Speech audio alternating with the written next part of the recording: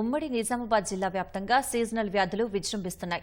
జిల్లాలో ఇప్పటి వరకు 148 డెంగీ కేసులు నమోదయ్యాయి. వీటిని అరికట్టడం కోసం వైద్యారోగ్య శాఖ అవగాహన సదస్సులు నిర్వహిస్తూ వ్యాధుల పట్ల అవగాహన కల్పిస్తోంది. వ్యాధి లక్షణాలు కనిపిస్తే రక్త నమూనాలు పరీక్షించి అవసరమైన చికిత్స అందిస్తున్నారు. ఈ నేపథ్యంలో సీజనల్ వ్యాధులను నివారించేందుకు జిల్లా యంత్రాంగం సిద్ధంగా ఉందని, అన్ని పీహెచ్సీలోనూ డెంగీకి సంబంధించిన మందులు అందుబాటులో ఉంచామంటున్న జిల్లా వైద్య ఆరోగ్యాధికారి తుకారం రాథోడ్తో మా ప్రతినిధి జైపాల్ ముఖాముఖి.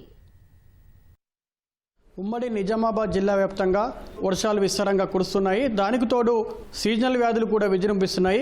ఈ నేపథ్యంలో ఉమ్మడి జిల్లాలో సీజనల్ వ్యాధులను అరికట్టడం కోసం జిల్లా వైద్య ఆరోగ్య శాఖ ఎలాంటి జాగ్రత్తలు తీసుకుంటున్నారు, ఎలాంటి చర్యలు చేపడుతున్నారనే విషయాలు మాట్లాడడానికి మనతో పాటు జిల్లా డిఎంహెచ్ఓ తుకారం రాథోడ్ గారు ఉన్నారు. ఆయనతో మాట్లాడి మరిన్ని వివరాలు తెలుసుకుందాం. చెప్పండి సార్, జిల్లా వ్యాప్తంగా సీజనల్ వ్యాధులు విజృంభిస్తున్నాయి. దీనికి సంబంధించి ఎలాంటి చర్యలు చేపడుతున్నారు? జిల్లా వ్యాప్తంగా వైరల్ ఫీవర్స్ బాగా ఉన్నాయండి. ఈ సీజన్లో వచ్చే జబ్బులు ఎక్కువ మట్టుకు వైరల్ ఫీవర్సే ఉంటాయి. కాబట్టి దానికి సంబంధించిన కేసులు ఎక్కువ వస్తున్నాయి. ప్రతి పిఎస్సిలో కూడా 5 నుంచి 10 వరకు ఫీవర్ కేసెస్ రిపోర్ట్ అవుతా ఉన్నాయి. వైరల్ ఫీవర్స్ ఎక్కువ ఉన్నాయి ఈ సీజన్లో. ఈ డెంగీ కేసులకు సంబంధించి హాస్పిటల్లో అనేక మంది హాస్పిటల్లో అడ్మిట్ అవుతున్నారు. వారికి సంబంధించినటువంటి సరిపడా బెడ్లు కానీ అదేవిధంగా మందులు కానీ అందుబాటులో ఉన్నాయా? డెంగీ ఒక వైరల్ డిసీజ్ అండి, సెల్ఫ్ లిమిటింగ్ డిసీజ్ ఇది.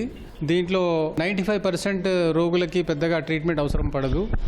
మా పిఎస్సీలలో స్థానికంగానే ఇచ్చే మందులతో మనం డెంగీని కంట్రోల్ చేయవచ్చు. ముఖ్యంగా జిల్లాలోని మాక్లూరు మండల కేంద్రం మామిడిపల్లి గ్రామంలో దాదాపు 100 కేసులు నమోదయ్యాయి. దానికి సంబంధించి కారణాలు ఏమని చెప్తారు మీరు? మాకులూరులోని కల్లడిలోని అడవి మామిడిపల్లి విలేజ్లో ఫీవర్స్ వస్తున్నాయి. ఆ విషయంలో ఈ నెలలోనే మేము 2 సార్లు క్యాంప్ పెట్టడం జరిగింది. ఇది నిజమే. అక్కడ వాతావరణ పరిస్థితులు కానీ, అక్కడ వాటర్ స్టాగ్నేషన్ కానీ, అక్కడ శానిటేషన్ కానీ బాగలేకపోవడంతో ఈ ఫీవర్ కేసెస్ పెరుగుతూ ఉన్నాయండి. నేను కూడా ఆ విలేజ్ని సందర్శించి 2 సార్లు కూడా అక్కడ క్యాంప్ని సందర్శించి విలేజ్లో మొత్తం తిరిగి చూశాను. నేను ప్రజలకు కూడా అవగాహన కల్పించడం జరిగింది. అక్కడ గ్రామ సభలో కూడా మాట్లాడడం జరిగింది. మా సిబ్బంది అందరూ కూడా అందుబాటులో వైద్యం చేస్తూ వారం రోజులు క్యాంప్ వేసి మరీ అక్కడ దాన్ని కంట్రోల్ చేయడానికి ప్రయత్నం చేస్తూ ఉన్నారు. 100 ఫీవర్ కేసులు అయితే వచ్చాయి కానీ డెంగీ కేసు ఒకటే రిపోర్ట్ అయిందండి. ఈ 2 క్యాంపులలో కూడా ఇప్పటికి కూడా అక్కడ క్యాంపు నిర్వహిస్తూనే ఉన్నాం. మేము దాన్ని కంట్రోల్ చేసే ప్రయత్నం చేస్తూ ఉన్నాం.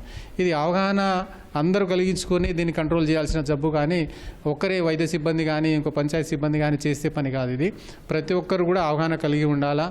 దోమలు ఎక్కడ పుడుతున్నాయి, ఆ పుట్టే ప్రాంతాలు ఏంటి, వాటిని ఎట్లా నివారించుకోగలగాలి, ఆ తర్వాత మన స్వీయ సంరక్షణ పద్ధతులు ఏంటి, అవి ఎట్లా అవలంబించాలనేది మనం అందరం అవగాహన కలిగి ఉంటేనే దీన్ని ఆపడం సాధ్యమవుతుంది.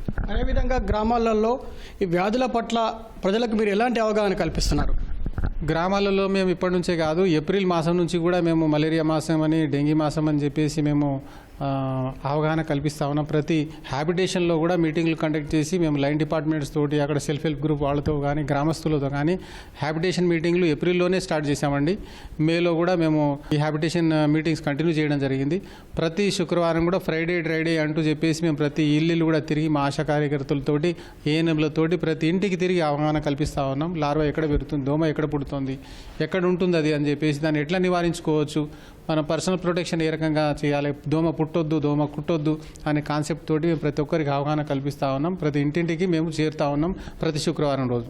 అట్లాగే హ్యాబిటేషన్ మీటింగ్లు అయిన తర్వాత ఈ నెల నుంచి మేము ప్రతి స్కూళ్ళల్లో కూడా పిల్లల్లో కూడా ప్రైమరీ, హయ్యర్, కాలేజ్, ప్రతి కాలేజ్ స్కూళ్ళల్లో కూడా పిల్లలకు కూడా మేము దీనికి అవగాహన కల్పిస్తూ ఉన్నాం.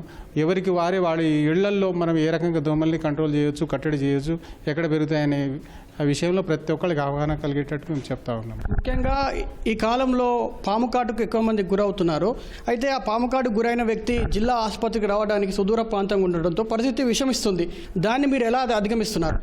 స్నేక్ బైట్స్, పాము కాటుకు సంబంధించి లాస్ట్ ఇయర్ 47 కేసులు రిపోర్ట్ అయినాయి. ఈ సంవత్సరం ఇప్పటివరకు 18 కేసులు రిపోర్ట్ అయినాయి.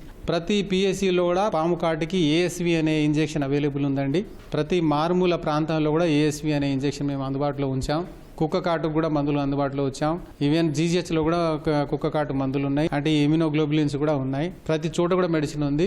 మేము పిఎస్సి లెవెల్లోని మారుమూల ప్రాంతాల్లో మా వైద్యులందరూ కూడా శిక్షణ ఇవ్వడం జరిగింది. రాగానే వాళ్ళకి ఎట్లా విషపాము అని చెప్పేసి ఎట్లా గుర్తుపట్టాలి, విషపాము ఖర్చు ఉంటే దానికి ఏ రకమైన మెడిసిన్ ఇవ్వాలి, ఏం ఇంజెక్షన్ ఇవ్వాలి, ఇచ్చిన తర్వాత వెంటనే పై ఆసుపత్రికి అంటే పెద్ద ఆసుపత్రికి జీజీహెచ్కి రిఫర్ చేయాలని చెప్పేసి వైద్యులు ఉన్నా కానీ వైద్యుల యాబ్సెన్స్లో కూడా మా స్టాఫ్ నర్స్ కూడా దాన్ని మేనేజ్ చేసేటట్టు అందరికీ కూడా శిక్షణ ఇవ్వడం జరిగింది.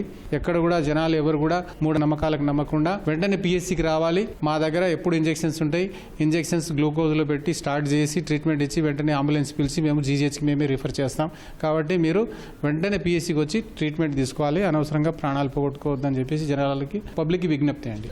ఇది మొత్తంగా సీజనల్ వ్యాధులను అరికట్టడానికి జిల్లా వైద్య ఆరోగ్య శాఖ సిద్ధంగా ఉందని చెప్పేసి ప్రజలు కూడా పరిసరాలను పరిశుభ్రంగా ఉంచుకోవాలని చెప్పేసి జిల్లా డిఎంహెచ్ఓ రాథోడ్ గారు చెప్తున్నారు. కెమెరామెన్ మనోజ్తో జైపాల్, ఈటీవీ న్యూస్, నిజామాబాద్ జిల్లా.